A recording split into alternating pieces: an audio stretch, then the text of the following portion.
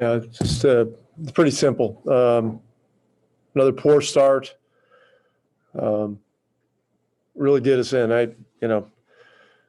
The first quarter, if you look at it on the stat sheet, it looks like a 14-point deficit, but we were down 20-3 or something like that, and just got to be way better to start the game. Last three quarters were obviously better, but this is very disappointing tonight, and we got a quick turnaround and a tough game tomorrow. Allie? Rick, in that second quarter, I think you put in Melly, Boban, Trey, and Josh Green.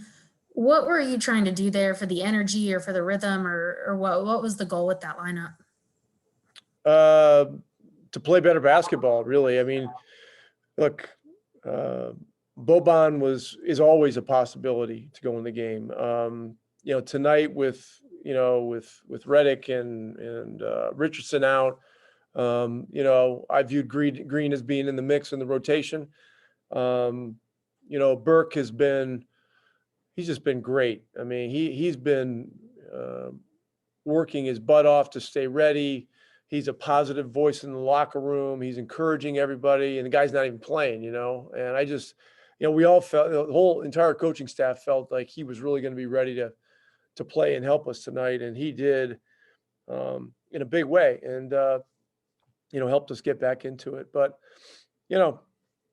it's early holes are hard to dig out of.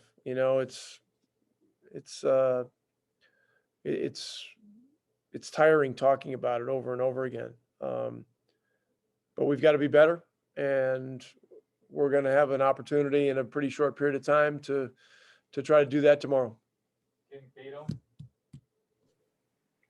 Hey, Rick, I was going to ask something similar to Callie. So I guess I'll just ask, when do you, is there a philosophy that you have, I guess, when you kind of go to bench lineups like that, when you say this is a moment, this is a time where it's going to take players like that? Obviously, like you said, some of them are going to play anyway tonight.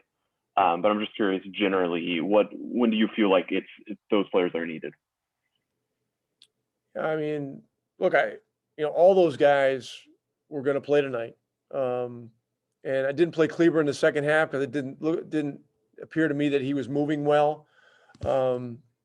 And decided to go with an additional score in the second half and start Trey, and Trey continued to do good things, not only offensively, but defensively. He's into the ball. He's playing to exhaustion, all the things that you need to do, to win tough games. And this, all these games are tough. And so, look, to our guys' credit, the guys on the bench, have stayed ready.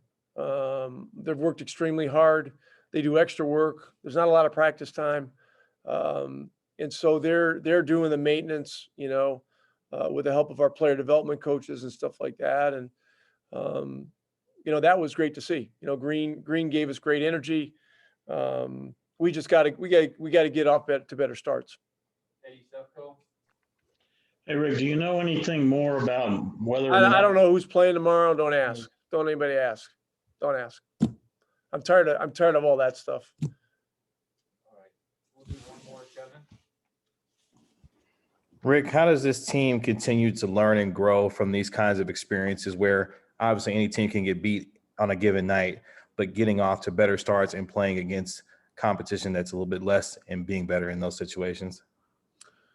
Well, there's rarely growth without setbacks and without some level of failure here and there. And look, we had 3 good wins, and that was great.